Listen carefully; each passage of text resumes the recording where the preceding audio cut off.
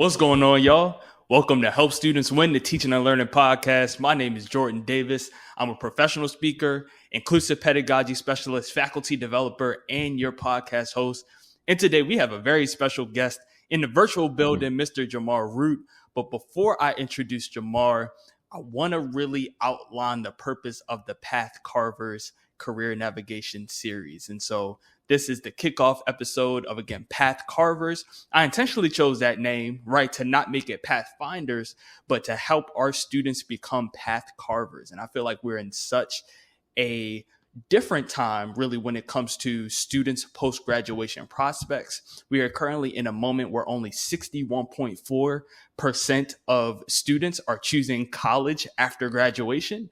And that is a 30-year low when it comes to the number of students that are actually choosing college as a career path. So if they're not choosing college, then where else are they deciding to go when it comes to their post-graduation options? And so this series is really to kind of outline for students what it looks like. But I'm going to be 100% honest, Jamar, when we're recording this right now, it's a high of 98 degrees in the Baltimore metro area. So I know during the summer in late June, our students aren't thinking nothing about colleges or graduate or jobs or anything like that. You might have a few students that are like working internships and things like that. But I really want this podcast series, which is going to be running throughout the entire summer of 2024, to really benefit a few groups. So I really see this helping our career counselors within our K through 12 institutions, within our college institutions, the folks that are going to be working with students on both a one-on-one level and also a group level, to really have that conversation with them about what their life is going to look like after graduation when it comes to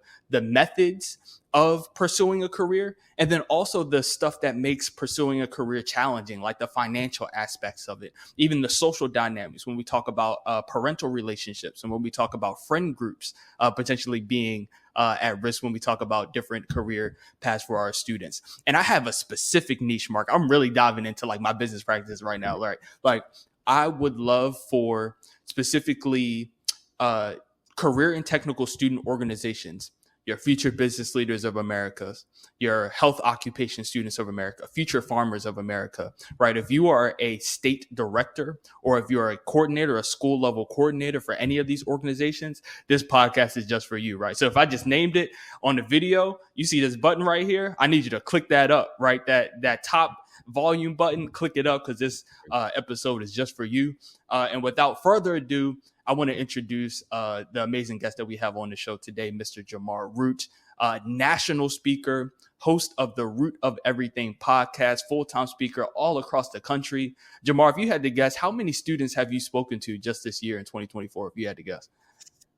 Is probably north of 40,000. It's somewhere up there. If you really take in all the different spots and the graduations and it's probably up there 40, 50,000. And not to mention social media, a couple videos went up. So man, I like to say is it's a ripple effect what we do, and so it's unfathomable. Oh, I can't speak right now. It's unfathomable of all the things that we've impacted. So I don't even know if I could really give you a good number on that one. You know what I mean?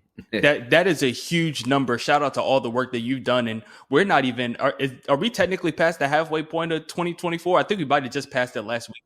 Yeah, I think we just hit halfway. Yeah. So huge congrats on that. Everybody, Jamar specializes in the K through 12 space. I know he specializes in both the middle school and the high school level when it comes to helping students with career navigation. Y'all know me. I'm mostly college level faculty, a little bit of high school educators as well. So I needed someone on the show that could really outline the experiences of students when it comes to career navigation, but specifically what students are thinking about and how they're thinking about their lives after graduation. And 40,000 students from across the country, that's a huge sample size, right? That's the high school counselor isn't going to have that same level of depth and insight that you have. So thank you for joining us. And I know that you've been traveling a lot. A couple of weeks ago, you were in Boston. The Boston Celtics came out with the championship, their NBA Finals champions. Did you end up going to that game that you were thinking about going the last time we talked? Man, well, when you get to Boston, your favorite team, the Mavs, and they down 3-0, it's kind of tough to show up in Boston. Yeah. But no, I actually ended up going to the Boston Yankees game and watched the Mavs game on my phone as I'm at the baseball game. Mavs won while I was in Boston, so I didn't get mobbed or nothing. Yeah. But no, I ended up not going to any like finals games. You know, the pockets would have been hurting a little bit with that purchase. You know what I mean? Yeah. Yeah. I But hear you. no, I appreciate it. Oh yeah, no problem, no problem. I want to dive right into the episode. Well, I guess before we dive in, like I got to ask you a little bit, like where do you see your team going from here on out? I hear a lot of commentators saying like, oh, you got to break up Luka and Kyrie, or Luka is not the star that we think he is. You know what I'm saying? So how are you feeling coming out of this season? Doing this specifically for all my basketball fans, but yeah, how are you Yeah. feeling? Well, I would say overreaction is crazy in the moment. We went from a team that didn't make the playoffs last year, and then we made the finals.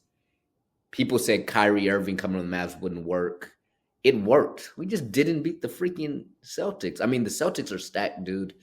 Drew Holiday is a dog. Like that dude right there, in my opinion, was a Finals MVP. And I just look at the Mavs like we just take another year and we see what we got. Luka Doncic is like my age, bro. Like I look like I'm 18. So Luka Doncic is young.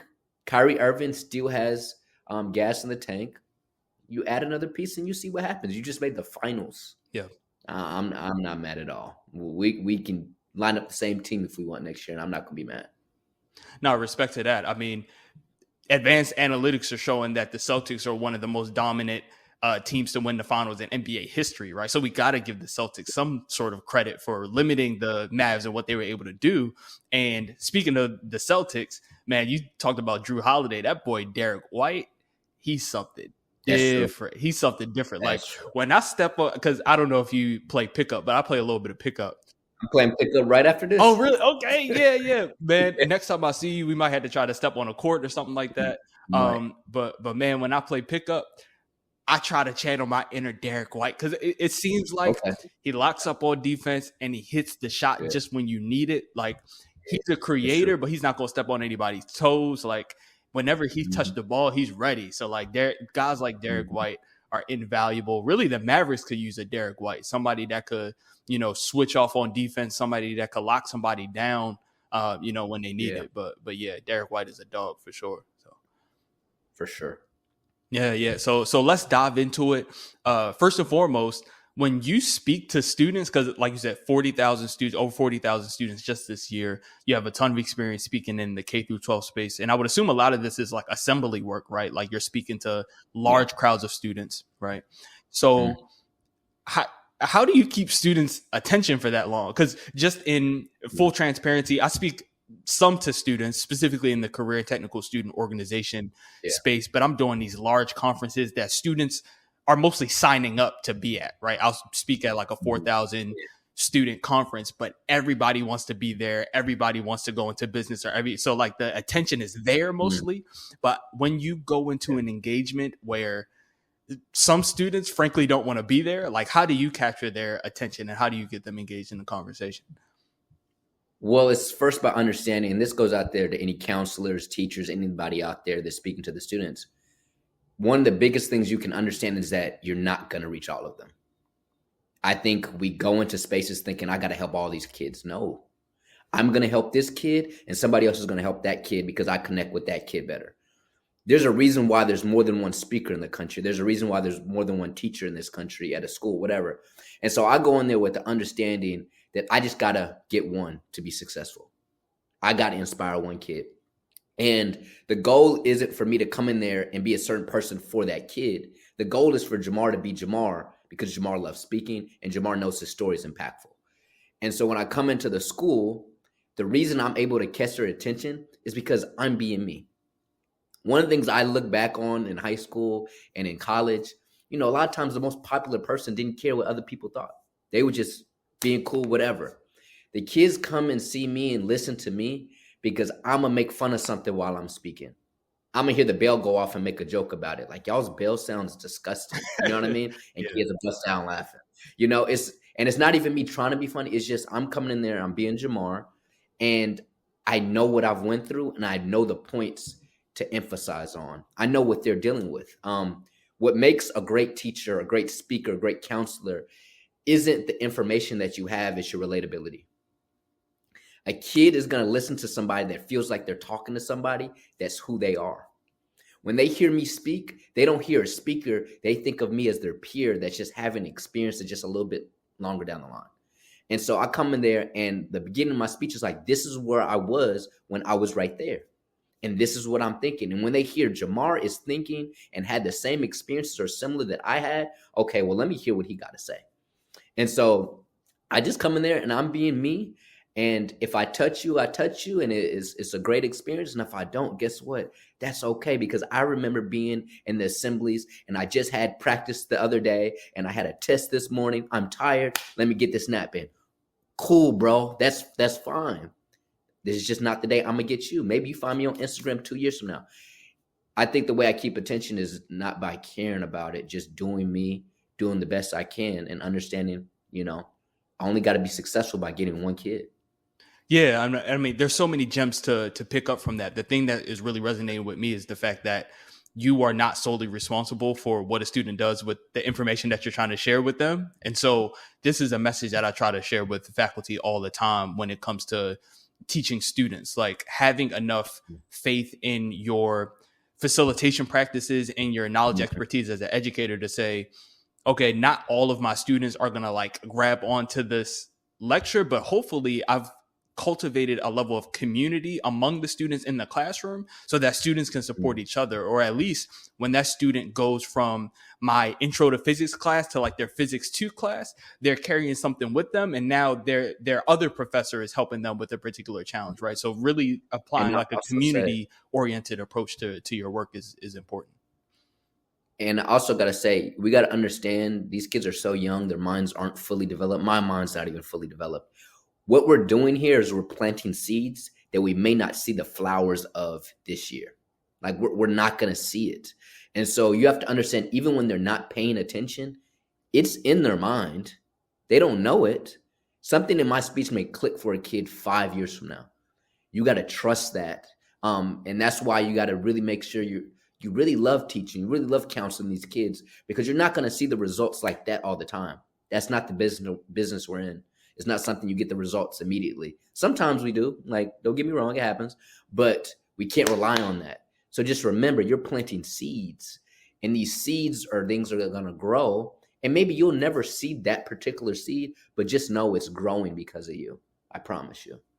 Yeah, man. The delayed gratification of teaching, and then even the work that we do, is serious. Like, I do a lot of faculty development. I've had a few one-on-one conversations with faculty this past semester. They are like pressed to get feedback on their courses. Like, how did my students do? Like, what did they think about my teaching? And I'm like, yes, you take that feedback and you integrate it into your next class. But some of the things that you see in that feedback, students are responding in real time to like 16 weeks of something that you just introduced to them, right? And I love the work of Bell Hooks, who wrote, in her time, she wrote a lot about kind of inclusive teaching and even facilitation practices in the classroom. Like, your students might not appreciate what you do for them in the classroom until 5 years from now, when they're in their profession, or 6 years from now, when they're looking back over their college experience and they're able to say, no, that class that I took with Jamar was the most impactful because it challenged me in a different way. And so I love everything that you just shared, kind of about the delayed gratification of it. I remember in high school, my senior year, the class I hated the most was my math class. I hated it. It was challenging. I think it was pre-cal. I hated the teacher. My freshman year, I came back for Christmas break to my school. I had to tell her, you're the most impactful class of my college career. And so, like, the hardest class, the one I hated the most, ended up being the one I was thankful for the most when I got to college, because I got to college and I had another hard math class. And I was like, it ain't harder than Miss Smith. You know what I'm saying? And so I think we got to remember, like, it's not going to click. So I think that was a big gem. Now the example that you just gave, that is where we diverge, my brother. I am not the math. When I took pre-calc in high school, I'm like, there's no way this could be helpful for me. I'm still looking back like, why did I learn that? Is there any way that I can use that like right now? But yeah, that's funny. Thank you for sharing that. sure. It was geometry for me personally, but Yeah, everybody has that one math class. It was like, yeah, how did I make it out of that? And I'm like, what can I actually use from that? But yeah, no, thank you for sharing. So I want to dive right into your work and really your message. So as a career navigation specialist, kind of your thing is like finding your passion, right? That's your main message. Talk to yeah. us about what you actually share with students in those assemblies. What are some of the things that you want students to take away from your work with them as you're in that room with them? Yeah. So the biggest thing I want them to know first is that they don't have to have it figured out. These kids have too much pressure to think at a certain age they're supposed to have it figured out. I tell the students to look back at the counselors in the back, look back at your teachers. I want them to know they don't even know what they're doing tomorrow. You know what I mean? I don't know what I want to get for lunch today. Like nobody knows what they want to be when they grow up. We're just trying our best to figure it out every single day. And so first is about relieving them of that pressure. The fact that your teacher may change jobs, careers next year. Like everybody is figuring it out. It's not a set in stone thing. It's very rare that people just have this, I know I want to be a doctor, boom, and they just go out and do it. And even if they do have that feeling in high school, they may change when they get to college. I tell students, there's actually a survey that happened in 2020. They asked all these college graduates that had just came off the stage. They asked them, if you were to go back to college, be a freshman again, would you major in the same major? 63% of those students said they would change their majors. And so what that clicks in my mind and what should be clicking in all of you all's mind is nobody has it figured out at 17 and 18 because 63% of college graduates don't even have it figured out. And so I think we have to relieve ourselves of that pressure first. And then I give them resources to be able to find it eventually. There's no timetable on finding your passion, finding your career. It's all just life. We're all figuring it out. And I think it's really big to be able to be yourself in your decision making. You know, it's really hard to figure out what you want to do when you grow up, when you're constantly making decisions based off other people's opinions. You're picking your college based off what your parents say you should do, or your coach say you should do, or your major because somebody said this will make a lot of money. No, what is your heart telling you to do? What do you actually like to do? And it's not even about actually being successful in it. It's about being in a place where you're actually going to grow. So for me, I majored in sports management. Does it look like I'm working in sports right now? No. But the decision to make a decision for myself, even though when people said I shouldn't major in sports management, that decision allowed me to go to a college and major in a major where I was willing to grow. It's hard to grow when you don't care. If you stuck me in a math major, I promise you I probably wouldn't have grown. You know what I'm saying? And so I think it's about being bold enough to be yourself in your decision makings, following your heart.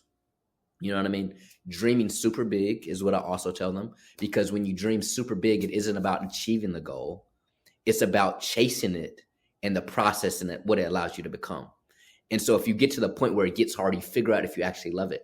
If you only like doing something when it's giving you good results, you don't like doing it. You like the results it gives you. Okay. And so what we have to think about is, when do we grow in life? We don't grow when we're getting good results. We grow when we're getting bad results and keep pushing forward. And so what are you willing to do when it's not easy? And so we have to dream big, shoot for the stars with everything, so it gets to the point where it gets hard. And I think that's the process of figuring out what you want to do when you grow up. It's constantly trying out new things that you actually want to try and dreaming big to the point where it gets hard. And then if you still like doing it when it's hard, you got something you may want to keep trying a little bit more, and maybe you may have found a passion. That's a short synopsis of kind of like what I'm telling the kids. I go deeper into like, once you like know what it is, how we're going to find success within it. But that's kind of my guidelines. And that's a very short synopsis because I'm writing like a 10 chapter book right now on all that. But, you know, you got to dream big and be bold enough to be yourself in your decision making. No, yeah, I feel like that's a really helpful outline for students. And I think you started to talk about this a little bit. What do you see as the biggest challenges or barriers for students as they take this new approach? Say, for example, if there's a student in the audience that this whole time their mom was a doctor, so like now they're like, okay, I guess I'm a doctor, right? Like that's what I got to be. And now they're thinking differently about, wait, do I really want to be a doctor? Or if there was a problem that I really wanted to solve, like how would I actually go about solving that? And like, could I actually find my passion? Like, what are some of the roadblocks and barriers that students usually name that get in the way of them finding their passion? Influences of other people in society. One of the big things I live my life for is to change the norms of society. Like, I think we have so many influences, whether that's online, whether that's our parents, whether that's our teachers, of people having opinions of what's possible. I believe possibility is determined based off the belief of the person chasing something. And so these students need to see that it's possible. That's a big thing for me. I come on that stage and I'm like, look, it's possible. I did it. First, it's belief. These kids don't believe they can do it. They don't believe it's possible. They don't believe they can get that dream job because they think I have to go to college and major in this major that my mom said I had to major in and make this amount of money to be okay. We have all these preconceived notions that are preventing us from reaching our fullest potential or our dream life. And so it's about squeezing our sponge. This is a chapter in my book that I'm writing right now. It's about finding out our true opinions and not the opinions that have been put into our minds since we were a kid. And so all of us as human beings, whether we like it or not, we have opinions that aren't our opinions. When we were a kid, we were taking in information, unfiltered, and that was forming what we believe. And we didn't have a say-so if that's actually what we thought. You see what I'm saying? I.e. racism. There's a lot of people that were racist, not because they were actually racist, but because their parents were racist, and that's what it was. So we have to squeeze our sponge and figure out what we actually think, so then we could create a life that's actually meant for us, not what other people are telling us. And so it's all the opinions from other people and being able to truly look within yourself and see how much potential you truly have. And so I think that's the biggest one. We have all these opinions. I still deal with it. Like somebody telling me what I shouldn't, like, no, I like doing this, then this. You got to kind of trust that if your heart is loving something, it's for a reason. And it's a hard concept to really feel because you can't see it. But that trust in that, it'll create a life beyond your imagination. And the social stuff cuts so deep. Yeah. It's so hard to navigate. When you talk about being a 14-year-old, a 15-year-old, a 16-year-old, it's like you've got so many camps of people that you want to be happy, right? And Lauren and I, my girlfriend Lauren and I, she's a student in law school right now. I just finished my master's. And so we're fresh from like the student experiences ourselves. Yeah. And so she talks to me all the time about how the history of tracking within K through 12 systems, like when you're in first grade, there's a blue group, there's a red group, there's a green group. Now the green group is the advanced group. They take all the advanced classes. They've been pushed a little bit. Maybe they skipped pre-K. So as early as first grade, students know whether they're labeled as smart or not smart, right? Yeah. Based on, and like they could read through all the codes. We try to frame these groups as like, oh, you're in the red group or you're in these different groups. A-team, B-team. Yeah, A-team, B-team, Yep. right? But students catch on pretty quickly and know what those things mean. And so when you get to 16 years old and everybody in your friend group wants to be a lawyer because their dads are lawyers, because lawyers are the smartest people in the room and they make a lot of money, it's like you've spent the past 11, 12 years of your life building up to this moment and having friends around you that also believe that. When you decide to become a teacher and your friends are like, teaching, like teachers don't make any money, or like, I hate teachers. Like, I'm just here so I could get my law degree, right? Like all of these social things, that's really what makes finding your passion hard, in my opinion, from what I've experienced myself as a student. And then also speaking to students myself, it's not just the parents. That's one bucket. That's a huge influence on students. Yeah. Then there's the social dynamics that happen within the school about what it means to be cool, about what it means to be smart, about when I choose this new path. Or even it works in the opposite way too, right? If you known to be like the class clown and you getting C's and D's, you start to have that itch for like, okay, maybe I want to start getting a little bit more serious, right? Like you might stumble across a summer program, like, oh, that was really nice. I want more of that, right? Or you meet a mentor. It's like, wow, okay, I could really start doing. Now you're taking these advanced classes and your homeboys are like, man, there go Jamar taking these advanced classes, man. We ain't fooling with him. Or like you scrolling on Instagram and you see the lit party on Saturday night and it's like, I should be there. Right. They're expecting me to be there. Like those are the social things that I really see as making finding your passion difficult. Yeah. And I also say, and this is something I hit on, depending on the speech, depending on where I am. But one of the things that used to hit me hard is I always wanted to fit in. Like I remember like sixth grade lying about what music I listened to because I wanted people to think I listened to the same music they listened to fit in. But as I've grown up and as I've implemented this in my speech, I've learned more and more that the word fitting in, the phrase fitting in is also saying that I want to be average in the same way. Like it's the same thing. And I think what students have to realize is that fitting in is sacrificing what makes you different. And when you get into the real world, what makes you different is your advantage. It's the one thing nobody can take away from you. And I think we have to start rewriting what we want to see as valuable. I think these kids think fitting in and having a lot of people like you is where it's at in school because that's all you really have to go for. That's where you're at every single day. But you'll realize being the quirky, weird, different person is the most valuable thing you can do because now you're unique. Nobody can take it from you. Nobody can hop on this mic like Jamar Root. You can't copy this nowhere. I'm sorry. And so while I used to be the kid that talked too much, Jamar, come on, and you being annoying, bro. Nah, bro, I'm just being me. Now look at me. I'm all across the country. And so I think when we're finding our passion, we have to remember that fitting in is never the goal. It's actually the opposite of the goal. I'm trying to stand out. Okay. And so that requires not being in the same group as everybody all the time. That requires being lonely sometimes. That requires doing something that maybe only you understand. That requires chasing a dream when all these other people are saying it's not possible. And so once you start to realize, and I'm glad you brought that up because I'm like, man, maybe I need to implement that in the speech every time, like the fitting in part, because I think that is a big part, dude.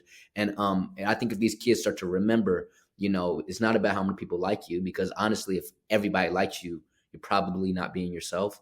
And so it's about being that person that you truly are and not fitting in that actually unlocks the passion, unlocks the potential, unlocks the purpose. And so, yeah, that's definitely a big point. And I think there's something to the idea of thinking and moving in seasons. And for me, that's always been helpful as a former Division III college football player. I played sports all throughout high school, like seeing different seasons of your life as calling for different ways of engaging with other people. So for example, from December to February, I might have a lot of alone time. I might be doing a lot of reflective work. I might be trying to finish up these college applications that I'm submitting. But from March to June, that's my time to find community. And I know it's hard for specifically high school students to do that. But I love having this talk with college students because there are so many different tools that you can use to connect with people. I think that because what you just described, right, about the fitting in part, I think it speaks to a fear of social isolation that a lot of students might be reticent to talk about, but the research shows that we're definitely there. Like the U.S. Surgeon General declared that we're in a youth mental health crisis, and one of the leading causes of that mental health crisis is a lot of the social isolation, obviously stemming from before the pandemic, but the pandemic kind of took that to a new level and created a bunch of different circumstances to where people are still feeling isolated in their social experiences. But there's almost this fear of social isolation. Again, if I do this new thing, what's going to happen to my social group? If I do this new thing, like I've spoken to students where they chose not to major in that thing, and their parents have literally decided like, well, you didn't major in this thing, I'm not paying for your tuition no more. So now you got to take out loans, right? Because you're not fulfilling what I raised you for 19 years. And this is what I want you to do. And since you're going against that, I'm taking away your tuition. There are some working adults that I've spoken to that they chose to leave a profession that they were both financially and professionally successful in to go into nonprofit work, to go into entrepreneurship, like these things that are like uncertain, that people feel anxiety, especially parents that are like, if it doesn't get you a guaranteed paycheck every 2 weeks or every week, they start to be like, I don't know about that. Like there are professionals that, again, had professional success, have chosen to do something different, and the parents don't talk to them for 6 months. Like this is like real stuff that happens. And so I feel like we can't have the conversation about finding your passion until we give students supports and resources about how to navigate those social dynamics with their parents, but also with their friends, their loved ones, that uncle that is now disappointed in them, right? That has now shunned them from the family because they're not pursuing, or maybe they have adopted a new political leaning as they've gone throughout college. Like, those are some of the things that make it really tough. Man, I gotta just say this. I need this for a new workshop I'm gonna give to parents and faculty, because it's just unlocking something. But you know what I think the problem is, and why a lot of this stuff happens is because our perception of value of things is off. I think parents oftentimes don't value everything. They're only valuing certain things they can see. And so the reason, and I know this for a fact, the reason a lot of parents want you to have the job that makes the money, they want you to have that security, is because they love you. That's where all of this is stemming from. I mean, there's some select cases where some parents are being mean or whatever, but parents love their kids so much that they're doing things that are messing up their life, but it stems from the love, right?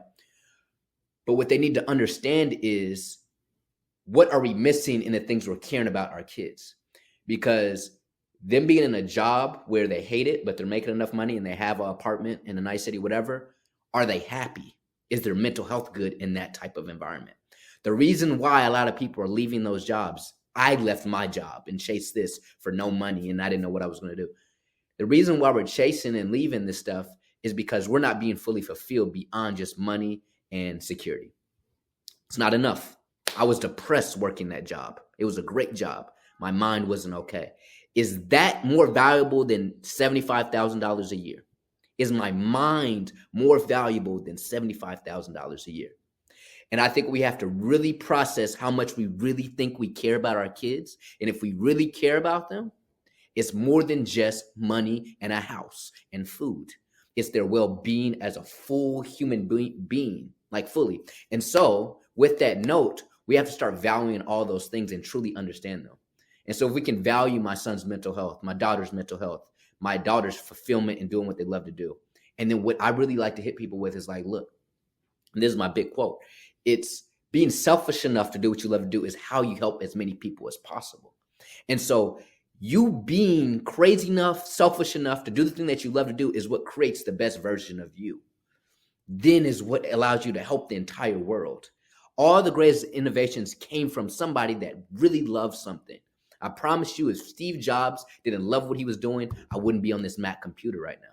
And so with that understanding of care for your child and the world, you gotta let them chase the thing that they love to do. Now, I'm not saying for them to just go chase it and not care about money. I'm not going to tell you that, because I didn't went through my stuff. Money, it is what it is. Give me that perspective. You know what I'm saying? But I need you all to be mindful of all the things that are valuable. And just because you can't put a price tag on my brain, on mental health, doesn't mean it's not valuable. In fact, it's probably priceless. And so it's stuff we got to think about. Yeah, for sure. And what you just spoke to is a level of agency that I see, or at least the research is showing that students are utilizing when we talk about the declining college enrollment rates. We're at an all-time low in the past 30 years, specifically among young men. Less young men are choosing to go to college now than ever before. When you even break it down by race, all racial demographics are seeing some sort of decrease in college enrollment. Yeah. Specifically among white men, there's been a 10% drop over the past 10 years or so for white men choosing to pursue college. Among black men, you see a particular, I think it's, around 11 to 12% for black men as well, as far as the decline in college enrollment over the past 10 years. And so one of my main questions is, if they're not choosing college, what are they deciding to do? But it shows a level of, college is too expensive right now. I think when we talk about the needs of these different groups, right? When we look at even like privilege and race and all of this, research shows a lot of black men are choosing not to go to college specifically because of the financial stuff. College itself is very expensive, especially if you're not a 3.5 and above student, if you're not getting accepted into that state university, if you're not getting a full ride scholarship somewhere, you will have to come out of pocket for, your college finances, right? This even speaks to the declining numbers of students who are able to transfer from a community college to a 4-year, because they might be able to get into the community college for free or almost free, but then taking that next step has been really hard for them too, right? And so there's a particular need for some groups to forego college to make sure that the bills are being paid at home, right? We talk about single parent households. We talk about multiple siblings. There's a level of pressure that some groups have, specifically like Black and Latinx men when you look at the research. But then also when you look at white men who might have a little bit more of a cushion, right? They might, like, college has historically worked for white men, but now white men are one of the top groups that are choosing not to go because they have the option to not go, right? They can choose trade school easily, right? I think when you talk about the political dynamics around higher ed right now, we talk about free speech, and we're in an election year right now. A lot of white men don't necessarily agree with the progressive leaning politics at a lot of our education, higher ed institutions, right? Higher ed is starting to be seen, especially by like right leaning folks, as more, progressive and more liberal.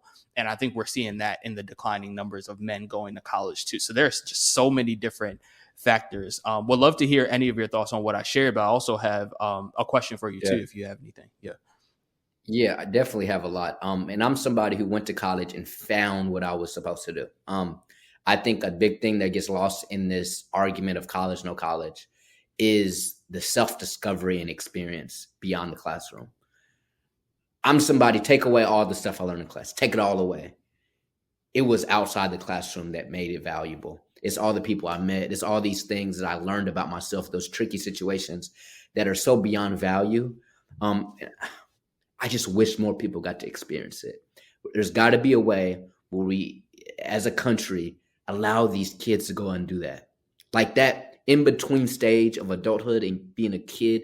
Oh, it was just like such a perfect balance. Like I learned how to be adult while still being able to do some stupid stuff on the weekend and then chase this thing and then chase that thing and try out this club and try out this club and meet different types of cultures. I got a friend from Nigeria, a friend from New Jersey, a friend from LA, like all these things. And now I'm an inspirational speaker and I always have somebody to have lunch with wherever I'm going. Like that's what college did for me.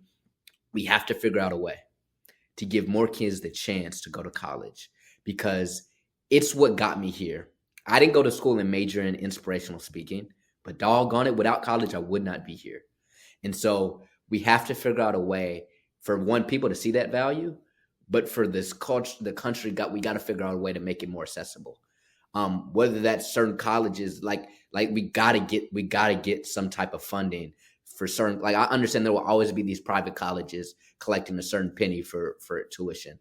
But some of these public colleges, we got to do something. Like I think Temple did something. My school, anybody born in Philadelphia or live in the county, and you reach like at 2.5, they did something. You get free tuition. Like stuff like that has to happen.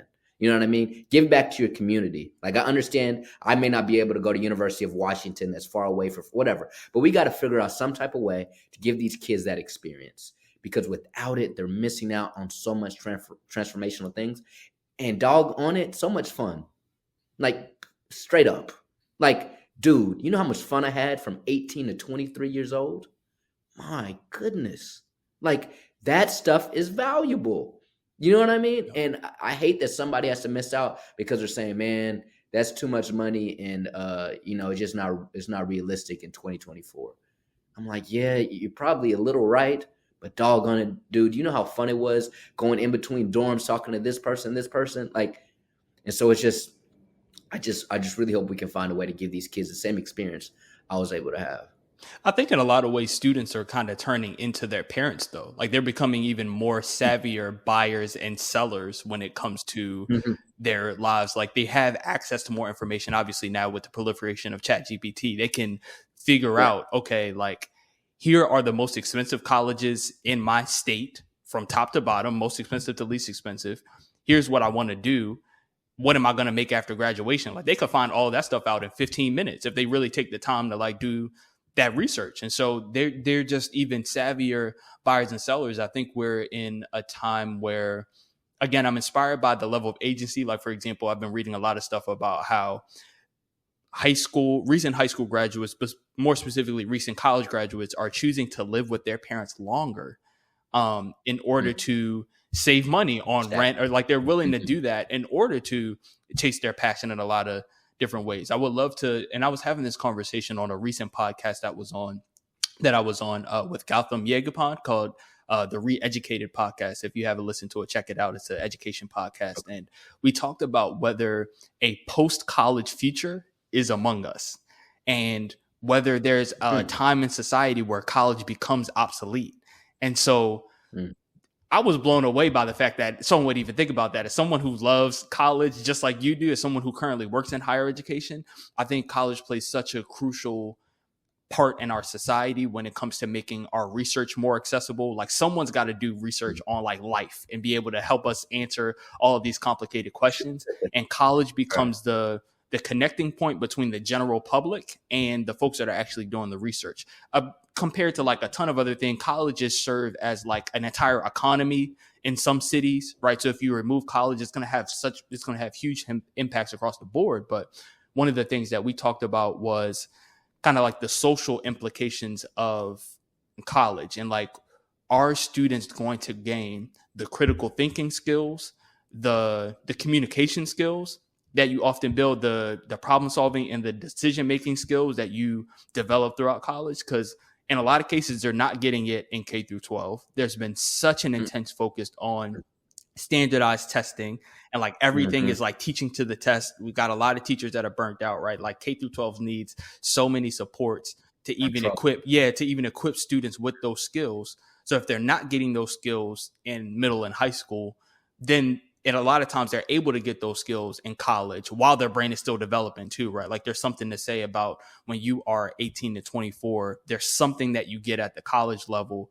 that you might not get if you're taught the same stuff at the high school level, right? So that type of development, cognitive development, but also like intellectual humility that you build as an 18 to 24-year-old as you pursue college is really crucial. And so what I would love to see is high schools specifically take more seriously the different avenues that students want to pursue. And I'll leave this all in the show notes as far as the research that we're referencing here, but there's a lot of surveys out there that show that becoming a social media influencer is one of the top career aspirations that is on the rise for a lot of students. And so what does it look like for high schools to take that seriously and be like, okay, we have a mechanics class, or we have, an engineering class, we have a cooking class. Let's have a class on social media influencing, so that students are literally like, okay, here are the financial breakdowns of what it means to be a social media influencer. Here's how much a camera costs. Here's how much a website costs. Here's how much, ad expenses cost in order to get your stuff out there. Here's how many videos you need to create per week in order to get to where you want to go as an influencer, so that students are actually taking that seriously. The problem is a lot of our teachers and school administrators are opposed to social media as a whole. They themselves don't even have social media accounts, so they don't even understand that world to even take it seriously. So those are some of the things that I would love to see, is what resources can we build in? We know that students are choosing college less often than in previous years. So how can we take seriously the options that they are choosing so that we can support those decisions for them? I think we have to rewire the goal.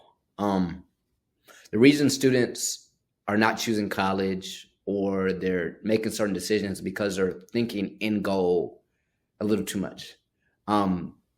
It's the process. What does it allow us to become? What do we get from it? The memories. And so when a student says, you know what, Jamar, I'm not going to college because I can go to trade school and make this amount of money a year, they're disregarding that you're actually living life for years. Like, I don't think we process, like, I know life is short. We like to say that. Life is long, dude. Like, every single day is another countless moments. And so I think we have to rewire what's the goal. The goal is to be able to grow and to enjoy this time. And so in school, one of the things I loved about school pre Chat GPT, pre social media really, really hard. Like, I didn't have Snapchat until like 7th, 8th grade. Like, We didn't really have it. I didn't even have a real phone until like freshman, sophomore year, different time. But even back then in the schools I went to, it wasn't about, like, as I look back, it wasn't about getting an A. Like some people may think I need to get an A in this class. No, it's the kid who gets an A in all the classes. That's not the goal. It's the kid that grew the most in this class. You see what I'm saying? And so A don't mean nothing to me. It really don't. But if I grew more than you, if I went through stuff that I didn't know how I was going to get through, I grew as a person here. I was never the kid that had the best grades in class. I had pretty good grades. But I was the kid that was willing to challenge myself. And that's what brought me here today. And so with standardized testing, with SAT scores, with GPA, with anything you can actually put on a number scale, all those things don't take into the fact of who we are as human beings. We're living beings, growing, soaking in information, taking experiences, failing, succeeding. Let's actually delve into the actual full person. In high school, giving these people resources to actually do something that they're interested in about. One of the big quotes I disagree with all the time is how you do one thing is how you do everything. No, I promise you, if you stick me in a class I don't care about, I will not do it the same way I was in a class I cared about. It's just facts as human nature. Give students the opportunity to really see that they're not bored, that they're not unmotivated, that they're not worthless. They just don't care. Okay. And so where can we put them in a scenario where they're willing to grow? That's it. Like, that is it. College for me was just made for me. Some people, college isn't where they're going to grow the most. Maybe it's moving back in with mom and dad and chasing that dream online. Everybody's growth is different, but let's give more people opportunities of different little places where they can grow. You see what I'm saying? And different times in our life is meant for other people. Like, for example, we got to remember that, like just think about society. We go to first and second grade and we learn this in fourth grade and this in fifth grade. We act as if we're all the same. We act as if that this is supposed to happen. Like, I didn't grow my mustache until I got to college. Everybody else had it in eighth grade. You know what I'm saying? And so I think we've been so conditioned to think that everything is so cookie cutter, when no, it's not about the results. Because when we do a cookie cutter, it's about fitting into that cookie cutter, thing, and having this and being able to know this by senior year. Where's Jamar going to be the best person he can grow? Where's Jordan going to be the best place he can grow? Where's she going to be the person? And that counts for the teachers too. What type of society? Like, that is what we have to change. Growth, not stats, because stats mean nothing. You can have 1 million views on an Instagram video. Did you actually impact them, or did you distract them?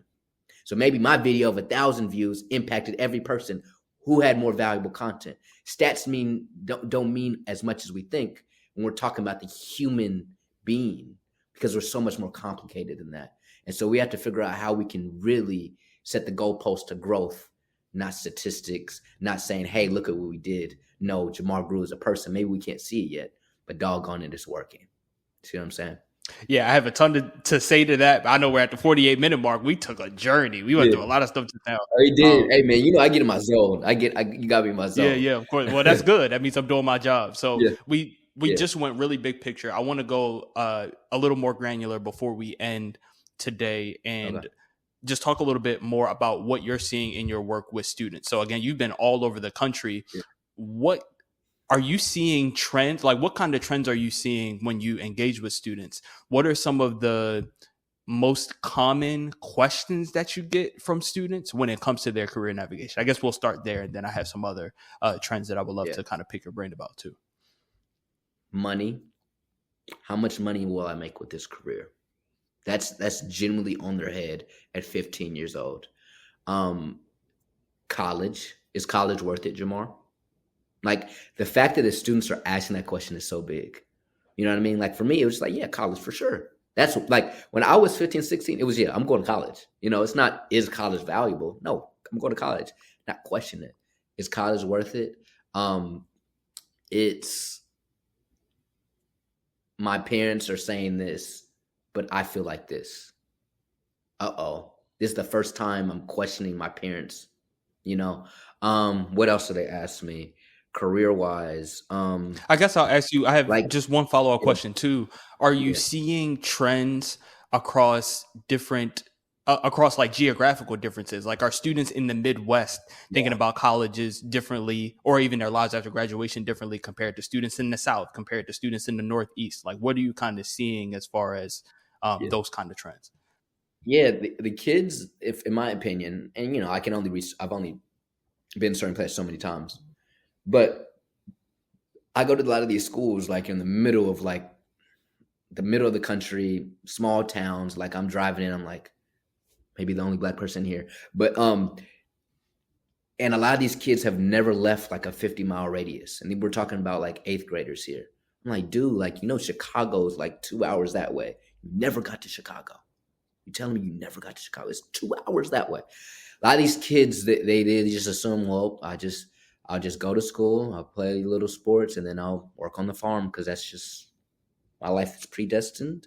And then um, I think kids in the city, man, they have a lot of things that they don't understand is reality. So like the social media era, they see results, but they don't know what it takes. And so I think sometimes we can have people want things, but they don't know what they're actually wanting. See what I'm saying? Like I have even like people in my family or people, it's like I see they want this, but do they really know what they're wanting? Or they just like the result they see on an Instagram reel of this streamer having fun, And so we have to be able with each of these perspectives to educate them on what's out there. And so some of them, they don't know what's possible, so they're not even shooting for it. And then some of them are shooting for things for the wrong reasons. See what I'm saying? So these are two different problems we're having, where one, they don't even believe anything is possible beyond like where they're already at. Then some, they have so many things that are like, I want to do that, I want to do that. But it's like, why? Like, I don't know. It seems cool. Like, I'll have a kid DM me. He's like, Jamar, my dream is to have 10,000 followers. I'm like, dude, what is that gonna do? He'd be like, I don't know. I'm like, oh my It's not gosh. going to And so make I you have to no sit money. there I with know that much. exactly, Having 10,000 And so followers will not make you money. So if exactly. that's your goal, And so you need to reevaluate that one, because exactly. that's alarming. And so there's a disconnect on both sides. And I just really hope, like, I'd almost rather this one where they have big dreams. They're so young, they'll figure it out. The one right here is what I'm worried about, where the kids literally have no ambition. But it's all about, and I speak about this all the time, it's really hard to be something you can't see. Like, it takes a very extraordinary person to like do things you haven't seen before, like to do something that hasn't been done before. It takes an extraordinary person. But for us to really push society forward, we have to give students the examples or the vision that is possible. And so if the kid sees, like, why do a lot of African American males want to play basketball? Because they see representation in basketball. You see what I'm saying? What if there was a lot of people playing this sport? I bet a lot of these types of people would play this sport as well. Representation matters. So we have to show them that these things are possible. If we never introduce them to things, if we never take them to Chicago, they'll never even know what Chicago is and all these things. One of the things and the reasons I'm here today is because I've traveled the world. I was lucky enough to have grandparents took me to Africa, took me to Europe at 9, 10 years old. So already my mind is like expanded to a higher level. We have to give students the chance to even see things, because if they don't see it, they will never believe it. You know what I mean? Oh yeah, I feel that 100%, man. We covered a ton of ground on this pod. Like, Yeah. I'm thinking that really the most valuable takeaways are what you just mentioned as far as representation really matters. So as teachers think about the examples that they bring up in their courses, like make sure that your Mm, students are well represented in their cultural experiences and their identities, making sure that those are well thought out. And this is the time to really think about it as professors are planning for their courses, as teachers are thinking about their upcoming curriculum that they're going to be delivering to students. Representation definitely matters. And I think what we did in this episode too was really outline the social dynamics around career navigation and understanding that students have so many different parties to try to please, right? And I mhm, think even older adults, that they might have older children that are like in their 20s or 30s or whatever. They might mm. forget what the Woo. 15-year-old is going through, what the 14-year-old is going through, like in their mind about the friend groups around, the expectations of their parents and things like that. So we need to make sure that we are grounded in students' experiences and really practice almost like empathy mapping. Like when you map out, okay, what are the things that students are thinking about as they navigate their careers? There are these blind spots. And I think today we really tried to present some of those blind spots in a way that career counselors, state directors can really pinpoint for students so that we build better programs and better learning opportunities for them. So for sure, man. Man, I had a lot of fun. Thank you so much for joining the pod, man. Before we go, where can people find you?